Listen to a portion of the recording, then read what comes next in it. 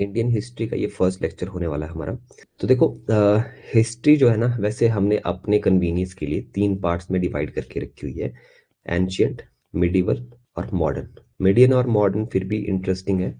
जो एंशियंट वाला पार्ट है उसमें ऐसे फैक्ट हैं जो कि इजीली ऐसे समझ नहीं आते, क्योंकि टुकड़ों में अवेलेबल है। जो एंशियंट हिस्ट्री है ना हमारी, मतलब कहीं से कुछ खोद के निकाल लिया, कुछ इंस्क्रिप्शंस वो कर ली और उसको डिसाइफर कर लिया, है ना, समझ भी लिया उस लिपि को, तो तब भी मतलब कुछ टुकड़ों में हमें हिस्ट्री मिली और ऐसे जोड़ जोड़ के हमने थोड़ा सा मतलब सेंस बनाने की कोशिश की। तो इतना ज्यादा वो नहीं है इजी एंशियंट हिस्ट्री को समझना, इतना ज्यादा इंटरेस्टिंग है। बट धीरे धीरे जैसे आगे बढ़ते चलेंगे मिडिवल की तरफ या फिर मॉडर्न हिस्ट्री की तरफ, तो सेंस बनती जाएगी वैसे वैसे, ठीक है।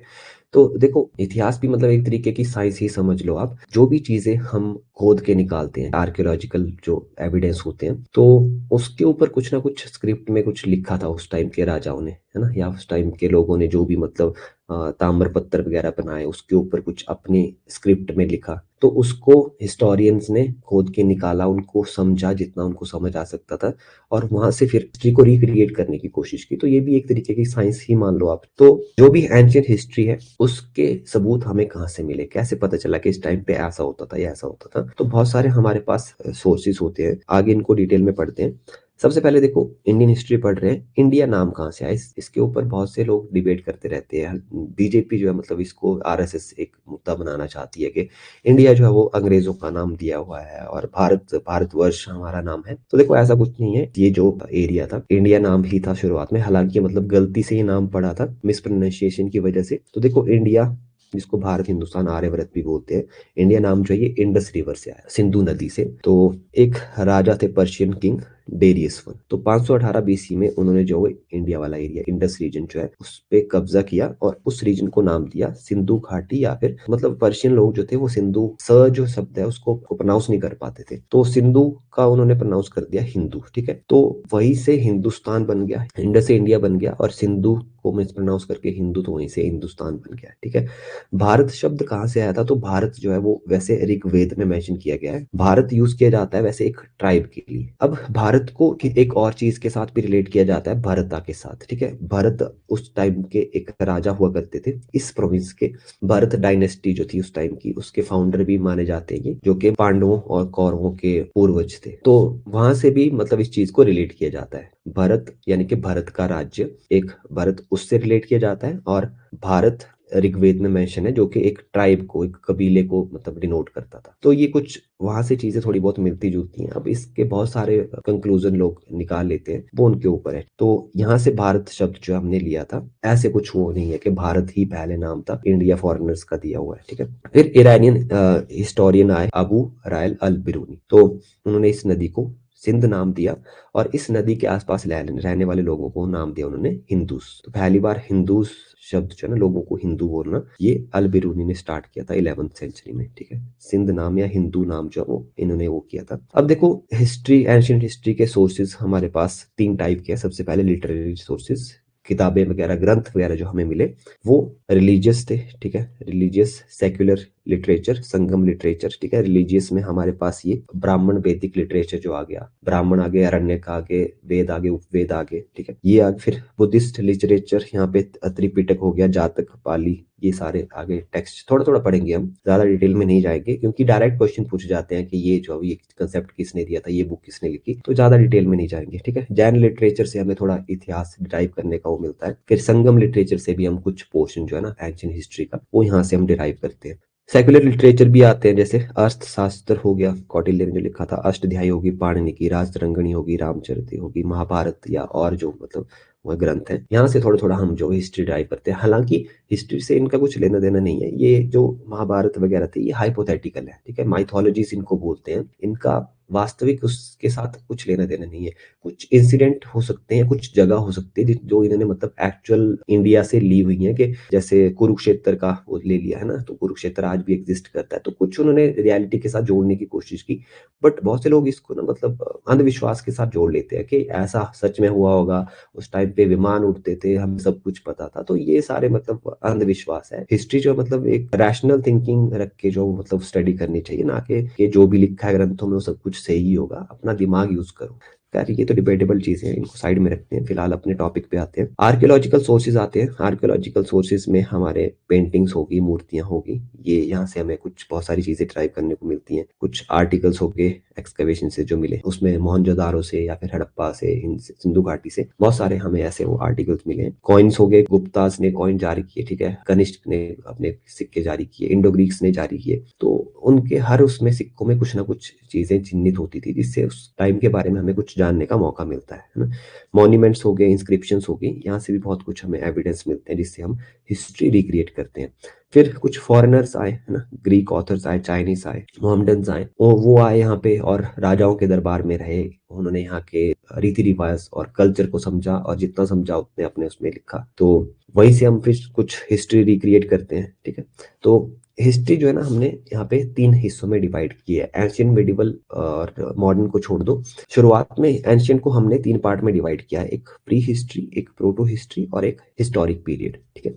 प्री हिस्ट्री वो होती है जिसका ना तो कोई हमारे पास रिटर्न रिकॉर्ड अवेलेबल है, ये आ गया 3000 बीसी तक, और उससे पीछे का पीरियड, ये सारा प्री हिस्ट्री में आता है कि इस पीरियड के बारे में हमें कोई रिटर्न एविडेंस नहीं मिले, तो ये आ गया। फिर प्रोटो हिस्ट्री होती है। प्रोटो हिस्ट्री में वो हिस्सा लेते हैं हम जिसके रिटर्न रिकॉर्ड तो अवेलेबल है, बट उनको अभी डिसाइफर नहीं किया है, या उस लिपि को अभी तक पढ़ा नहीं जा सका है कि उसका मतलब क्या है। जैसे सिंधु घाटी में जो हमें लिपियां मिली हैं, वो पिक्टोरियल वो होती थी, स्क्रिप्ट होती थी, मतलब एक तरीके से पिक्चर्स बना के ना कुछ अलग अलग तरीके की वो कुछ समझाने की कोशिश करते थे। उनके जो सील्स वगैरह होती थी जो वो बिजनेस के लिए यूज करते थे, उसके ऊपर भी मतलब अलग अलग जानवरों के या मतलब ऐसे अलग अलग वो आकार जो चिन्हित होते थे, तो उनको समझना अभी तक हमारे लिए तो पॉसिबल नहीं हो पाया। तो ये प्रोटो हिस्ट्री में आता है कि जिसके रिटर्न रिकॉर्ड तो अवेलेबल है, बट उस लिपि को अभी तक समझा नहीं जा सका है, ठीक है।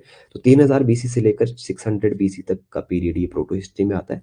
और फिर आता है हिस्टोरिक पीरियड 600 बीसी, और उससे आगे अभी तक जो है वो हिस्टोरिक पीरियड मानते हैं हम, क्योंकि इसके रिटर्न रिकॉर्ड भी हमारे पास अवेलेबल है और इनको हमने समझ भी लिया इन लिपियों को। तो ये पीरियड आ जाता है मौर्यन वंश वाला पीरियड हो गया, अशोका वाला। तो अशोका की जो वो थी ब्रह्मी लिपि में, प्राकृत लिपि में उनके जो है मतलब शिलालेख पाए गए, तो वो पहली मतलब ऐसी लिपि थी जिसको हम जो पढ़ने में कामयाब हुए। जॉन प्रिंसेप ने सबसे पहले मतलब ये कामयाबी हासिल की थी, तो ये पीरियड उसमें आ गया, ठीक है। बाकी बीसी एडी में आपको पता ही होगा, इसमें अगर थोड़ी बहुत हिस्ट्री आपने पढ़ी है तो बीसी का मतलब होता है बिफोर क्राइस्ट। तो बीसी वाला जो टाइम होता है वो उल्टा चलता है, ठीक है। ये मान लो 0 वाला साल आ गया, तो यहाँ पे हुआ था जीसस क्राइस्ट का जन्म। अब जीसस क्राइस्ट के जन्म से पहले हम बीसी में लेते हैं, ठीक है। बीसी मतलब अगर मैं बोलूँ 500 बीसी, तो जीसस क्राइस्ट के जन्म से 500 साल पहले। अगर 600 बीसी बोलूं तो ये लेटेस्ट नहीं है, ये उतना ही पुराना, यानी कि जीसस क्राइस्ट के जन्म से 600 साल पहले। तो बीसी में टाइम उल्टा चलता है। फिर एडी जाता है एनो डोमिनी, तो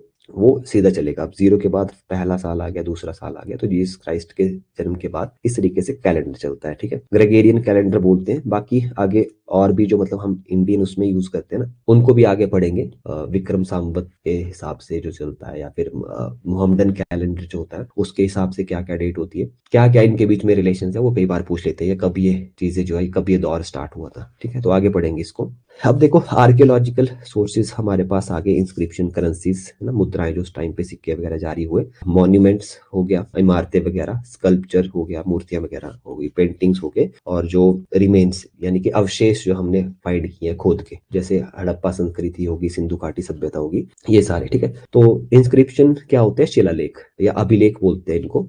तो इंस्क्रिप्शन किसी भी चीज पे हो सकती है, पत्थर पे, या फिर तांबे के ताम्र पत्थर होते थे, या फिर और चीजें। तो इंस्क्रिप्शंस की स्टडी को एपिग्राफी बोलते हैं। ये एक एग्जाम में अभी रिसेंटली भी पूछा गया था इंग्लिश वाले सेक्शन में। तो सबसे पुराना लेजिबल इंस्क्रिप्शन, लेजिबल यानी कि जिसको पढ़ा जा सके, सबसे पुराना जो इंस्क्रिप्शन है वो अशोका का है, ठीक है, जिसको प्रकृत लैंग्वेज में लिखा गया है। तो ये फैक्ट याद करने लायक है। सबसे पुराना ऐसा अभिलेख जिसको पढ़ा जा सका है वो है अशोका का, प्रकृत भाषा में वो किया गया है। तो अभी हम सिर्फ सोर्सेज पढ़ रहे हैं, आगे जब मौर्यन वंश में जाएंगे तो वहां पे ये सारे जो भी इनके वो शिलालेख मिले हैं और कहाँ से हमें क्या क्या चीजें देखने को मिली है, उसको भी आगे डिटेल में डिस्कस करेंगे। तो ये हो गया अशोका का सबसे पहले, मतलब जिसको हम डिसाइफर कर पाए, रीड कर पाए। फिर कास्की और गुजराड़ा से मध्य प्रदेश से कुछ इंस्क्रिप्शन मिली है जो पुराने हैदराबाद में मतलब लोकेटेड है। तो वहाँ पे क्लियरली अशोका का नाम लिखा गया है और अशोका के बारे में लिखा गया प्रियदर्शी, ठीक है, यानी कि बिलव्ड ऑफ गॉड, ठीक है। प्रियदर्शी इसको बोलते हैं, अशोका को बोलते हैं। ये क्वेश्चन भी कई बार पूछ लेते हैं।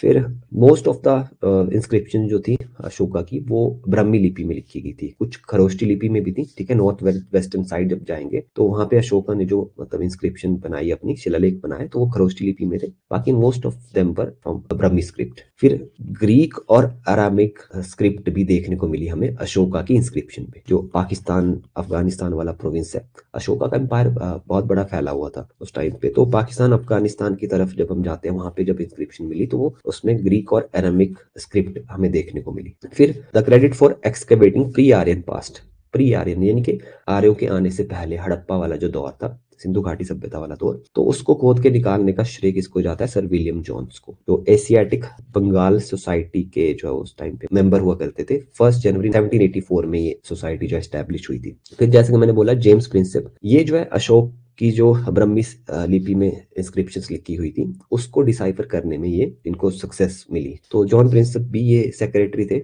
एशियाटिक बंगाल सोसाइटी के। तो इन्होंने पहले अशोक के इंस्क्रिप्शंस ब्रह्मी लिपि में लिखे हुए इनको डिकोड किया, डिसाइफर किया। अब सर अलेक्जेंडर कनिंगम को जो है फादर ऑफ इंडियन आर्कियोलॉजी बोला जाता है, क्योंकि ये 1831 में आर्कियोलॉजिकल सर्वे ऑफ इंडिया उनका इनको हेड नियुक्त किया गया था। तो ही judged out the ruins of ancient site of pre Aryan civilization. तो मतलब प्री आर्यन सिविलाइजेशन मतलब आर्यों के आगमन से पहले, यानी कि उस टाइम पे हड़प्पा संस्कृति, मोहनजोदाड़ो, सिंधु घाटी सभ्यता, ये बहुत बसी हुई सभ्यताएं थी। मतलब जो आप घरों का स्ट्रक्चर देख लो, या फिर उस टाइप के टॉयलेट्स वगैरह, गार्डन वगैरह, या फिर जो स्विमिंग पूल टाइप या होली बात बोल सकते हैं जिसको, वो जो बनाए हुए थे, तो वो पूरे वर्ल्ड में उस टाइम पे कहीं भी नहीं देखने को मिलते हैं। बट बाद में ऐसा माना जाता है कि आर्यन आए, आर्यन जो थे उनके पास लोहे के हथियार थे, उन्होंने लोहा डिस्कवर कर लिया था। घोड़े उनके पास थे, घोड़ा भी हमें मतलब सिंधु घाटी सभ्यता में कहीं भी देखने को नहीं मिला है। तो ऐसा माना जाता है कि उनके पास घोड़े थे और लोहे के हथियार थे। तो उनके आगे फिर ये जो सिंधु घाटी सभ्यता के लोग हैं, जो कि मतलब सिर्फ अनाज उगाना और ऐसी चीजें व्यापार करना इसी में इंटरेस्टेड थे, तो वो कहाँ पे टिकते उनके पास। तो बहुत सारे रीजंस रहे हैं सिंधु घाटी सभ्यता या फिर और ये जो मतलब वो थे हड़प्पा, मोहनजोदाड़ो, या फिर कश्मीर की तरफ जितनी भी ये वो थी ना सिविलाइजेशंस, तो इनके डाउनफॉल के बहुत सारे कारण है। कुछ लोग बोलते हैं कि उस टाइम पे फ्लड्स आए, ठीक है, बहुत सारे, कुछ जनसंख्या वहां से कम होगी होगी। फिर आर्यंस आए बाहर से, उन्होंने आक्रमण किए, उन्होंने कुछ जो मतलब जो इंडिजिनस लोग थे उन्होंने खत्म कर दिए होंगे, ठीक है। तो आर्यन आए, उन फिर वो अपने साथ जो मतलब अलग स्क्रिप्ट लेके आए, अलग ग्रंथ लेके आए अपने। तो वहां से फिर जो मतलब वैदिक कल्चर स्टार्ट हुआ। तो ये आगे जब हम पढ़ेंगे ना, उसमें ये सारी चीजें हम डिस्कस करेंगे। फिर ये जो आर्कियोलॉजिकल सर्वे ऑफ इंडिया है, मतलब यहाँ पे फिर इनको जो है जॉन मार्शल को नियुक्त किया गया 1904 में। और जॉन मार्शल के अंडर फिर अपने रखलदास बनर्जी हो गया, ये अब वर्क करते थे। तो इन्होंने फिर आगे जो हड़प्पा और मोहनजोदाड़ो डिस्कवर की, ठीक है। अंग्रेज अब जॉन मार्शल को क्रेडिट देंगे, हम इंडियन लोग जो है वो अपने इंडियन आर डी बनर्जी को क्रेडिट देंगे। बट जॉन मार्शल मतलब एक तरीके से उनके हेड थे, और मेन साइट पे जो वो थे सुपरवाइजर या जो भी बोल सकते हैं उनको, तो वो आर डी बनर्जी थे। उन्होंने मतलब यहाँ पे डिस्कवरीज की है। तो हड़प्पा मोहनजोदाड़ो फिर ये इनके जॉन मार्शल के अंडर डिस्कवर हुई। फिर व्हीलर ने भी आगे फिर काम किया, इनके काम को आगे बढ़ाया, कुछ और डिस्कवरीज की। फिर ये कुछ हिस्टोरियंस हैं, भानुदास जी, भगवान लाल और इंदिरा जी, राजेंद्र लाल मित्र, आर जी भंडारकर। तो इन्होंने आगे मतलब एपिग्राफी के उसमें फील्ड में और काम किया। सबसे पुरानी इंस्क्रिप्शन हमारे पास जो अवेलेबल है वो हड़प्पन है, बट इनको जो डिसाइफर नहीं किया जा सका है, पढ़ा नहीं जा सका अभी तक। एक और हमें पिलर मिला, गरुड़ा पिलर, बेस नगर में, हेलियोडोरस के टाइम का है ये। तो ये बताता है कि किस तरह से इंडियन रीजन में भगवत रिलीजन का जो है वो विस्तार हुआ। और the first mention of the word Bharatvarsh is found in हाथी गुम्फा इंस्क्रिप्शन। हाथी गुम्फा इंस्क्रिप्शन के बारे में आगे पढ़ेंगे। तो वहां पे जो पहले सबसे पहले हमें भारतवर्ष शब्द का उल्लेख देखने को मिलता है। ये याद रखने लायक है, इसको याद रख लेना। सबसे पहले अकाल शब्द या फेमाइन शब्द कहाँ पे है? सोहागोड़ा इंस्क्रिप्शन पे। फिर हुणों का जो राजा था, हुणों ने आपको पता है यहाँ पे जब आक्रमण किया, तो तोरमान एक राजा था उनका। तो मध्य प्रदेश में एक जगह है एरन, उसमें इसका इंस्क्रिप्शन है। तोरमान का। तो उस इंस्क्रिप्शन पे वराह अवतार जो है ना भगवान विष्णु का, जहाँ पे वो एक सुअर का अवतार लेते हैं, ठीक है, वराह अवतार, तो इसके बारे में तोरमान की इंस्क्रिप्शन में लिखा हुआ है। एरन इंस्क्रिप्शन पे, याद रखना ये मध्य प्रदेश में है, एरन जगह, एरन इंस्क्रिप्शन बोलते हैं इसको, तोरमान के समय की। तो वहाँ पे भगवान विष्णु के वराह अवतार के बारे में उल्लेख देखने को मिलता है। बाकी कुछ लैंड ग्रांट्स भी थी, जो जमींदार हुआ करते थे वो लैंड देते थे, ठीक है, कि आप खेती बाड़ी करो, इसका कुछ हिस्सा हमें दो। तो ये जो लैंड ग्रांट्स होती थी उसके भी हमारे पास कुछ रेवेन्यू रिकॉर्ड मिले हैं इन सब भाषाओं में। वहां से भी हमें कुछ मतलब हिस्ट्री के बारे में देखने को मिलता है। तो ये कुछ इंपॉर्टेंट इंस्क्रिप्शंस हैं जहाँ से कुछ क्वेश्चन बन सकते हैं। हाथी गुम्फा इंस्क्रिप्शन ओडिशा में है, ये खारवेला राजा थे वहां पे, ठीक है, कलिंगा किंगडम था, कलिंग राज्य, वहां के राजा थे खारवेला, तो उनसे रिलेटेड है ये हाथी गुम्फा इंस्क्रिप्शन, उनसे जुड़ी हुई है। जूनागढ़ या इसको गिरनार इंस्क्रिप्शन भी बोलते हैं, गुजरात में ही है। तो ये रुद्रदमन के टाइम की है। रुद्रदमन के टाइम पे जब सुदर्शन लेक बनाई गई उसके बारे में हमें ये जूनागढ़ इंस्क्रिप्शन में देखने को मिलता है। नासिक जो कि महाराष्ट्र में है, नासिक इंस्क्रिप्शन से हमें जो गौतमी पुत्र शतकर्णी थे, सतवाहना डायनेस्टी जो आई उस टाइम पे, तो सतकर्णी इनको बोलते हैं, गौतमी इनकी माता का नाम था, इनको गौतमी पुत्र शतकर्णी के नाम से भी जानते हैं। तो उनके बारे में हमें यहाँ पे नासिक इंस्क्रिप्शन से देखने को मिलता है। फिर प्रयाग, मतलब अभी प्रयाग बोलते हैं, पुराना इलाहाबाद बोल सकते हैं, तो वहां से हमें समुद्रगुप्त के बारे में देखने को मिलता है। समुद्रगुप्त की इंस्क्रिप्शन है ये प्रयाग पिलर पे। हरिसेन ने इसको संस्कृत में बनवाया था उस टाइम पे। फिर आईहोल इंस्क्रिप्शन आ गई, ठीक है, जो राजा थे पुलकेशिन द्वितीय, पुलकेशिन टू, उनके बारे में ये बताता है कि कैसे पुलकेशिन टू ने हर्ष को हराया था। मानसून इंस्क्रिप्शन आ गई, ये मालवा के राजा थे यशवर्मन, उनके बारे में हमें देखने को मिलता है यहाँ पे। ग्वालियर इंस्क्रिप्शन, जो गुर्जर प्रतिहारों के राजा थे, भोज, तो ग्वालियर इंस्क्रिप्शन में हमें राजा भोज के बारे में जानने को मिलता है। फिर भित्री और जूनागढ़ इंस्क्रिप्शन जो है वहां से हमें स्कंदगुप्त के बारे में जानने को मिलता है कि किस तरीके से स्कंदगुप्त ने हुणों को हराया था। फिर देवपाड़ा इंस्क्रिप्शन आ गई, तो ये विजयसेन के बारे में बताती है, बंगाल के जो रूलर थे। बांसखेड़ा हो गया, मधुबन इंस्क्रिप्शन हो गया, ये हमें हर्षवर्धन के बारे में बताती है, उनके अचीवमेंट्स के बारे में, उनकी विक्ट्रीज के बारे में। बालाघाट और कार्ले इंस्क्रिप्शन आ गई, ये हमें सतवाहनों के बारे में बताते हैं, जो अभी हमने पहले पढ़ा, सतवाहन किंग। फिर अयोध्या इंस्क्रिप्शन आ गई, ये हमें शुंग के बारे में बताता है, शुंग डायनेस्टी जो आई थी। भारहूत भी हमें शुंग के बारे में बताता है, ठीक है, शुंगों ने इसको बनाया था। और इसके ऊपर लिखा हुआ है संस्कृत में शुंग नरेण, नरेण का मतलब होता है राजा, ठीक है, शुंग नरेण यानी कि शुंगों के राजा के बारे में ये चीज लिखी हुई है। एरन इंस्क्रिप्शन अभी पहले भी पढ़ा, ये भानुगुप्त राजा के टाइम की है। तो ये इंस्क्रिप्शन ऐसी है जहां पे हमें क्लियरली पता चलता है कि उस टाइम पे सती प्रथा जैसी जो प्रैक्टिस मौजूद थी 510 एडी के आसपास। बोगस कोई, ये इंडिया में नहीं है। यहाँ पे हमें जो इंद्र, वरुण, मित्र और नसत्य, ये चार जो मतलब देवता है हमारे ऋग्वेद के, इनके बारे में हमें बोगस कोई इंस्क्रिप्शन से देखने को मिलता है। मंदसौर इंस्क्रिप्शन आ गई, ये कुमारगुप्त के बारे में बताती है हमें। वत्स भट्टी ने इसको जो बनवाया था। और त्रिवलन गढ़ु, ये राजेंद्र वन, जो चोला वंश के राजा थे राजेंद्र वन, उन्होंने जो श्रीलंका पे कब्जा किया था, पूरा का पूरा श्रीलंका एनेक्स कर लिया था, ये उनके बारे में है। तो ये कुछ इंपॉर्टेंट इंस्क्रिप्शंस आ गई, डायरेक्टली यहाँ से क्वेश्चन बन जाते हैं, ठीक है। बाकी आगे इनको वन बाय वन जब अलग अलग ये हम वो पढ़ेंगे ना, साम्राज्य पढ़ेंगे, तो हर राजा के साथ साथ मतलब ये इंस्क्रिप्शंस वहां पे अलग से आएगी, बट याद रखने के लिए यहाँ पे जो डायरेक्टली सोर्सेज में दे दिया हुआ है, यहाँ से डायरेक्ट क्वेश्चन बन जाते हैं, ठीक है। तो ऐसे याद रख लेना आपने। बाकी कुछ फेमस एंशियंट मॉन्यूमेंट्स आगे आपके सारनाथ का हो गया, सारनाथ वाराणसी में है। अजंता एलोरा ये औरंगाबाद में, महाराष्ट्र में। कई बार यहाँ से क्वेश्चन पूछ जाते हैं डायरेक्ट के, कहाँ पे ये सारनाथ वाराणसी में, अजंता एलोरा औरंगाबाद महाराष्ट्र में। दशावतार मंदिर ये देवगढ़ यूपी में है। फिर भीतरगांव मंदिर जो है, ठीक है, ब्रिक टेम्पल है ये कानपुर यूपी में है। पार्वती मंदिर ये नाचन कोठार में मध्य प्रदेश में। शिव मंदिर आ गया आपका ये सेंट्रल जावा इंडोनेशिया में। इंडोनेशिया में भी आपको टेम्पल देखने को मिलेंगे, शिव मंदिर, सेंट्रल जावा इंडोनेशिया, ये यहाँ पे शिव मंदिर है। फिर अंगकोट कोरवट मंदिर ये कंबोडिया में है। फिर बोरोबुदूर मंदिर ये इंडोनेशिया में, सेंट्रल जावा में। और बोगसकाई जिसके बारे में अभी मैंने बताया, ये टर्की में है, ठीक है, जहाँ पे चार जो हमारे ऋग्वैदिक गॉड है उनके बारे में हमें देखने को मिलता है, ठीक है, टर्की में ही। बाकी कुछ फॉरेन इंस्क्रिप्शंस बोगसकाई के बारे में पढ़ा हमने। और इजिप्ट के अंदर एक जगह है तेलुअल अमुन, वहां पे हमें ये जो क्ले टैबलेट्स है, मतलब जो मिट्टी की पट्टियां हैं, वो मिली हैं।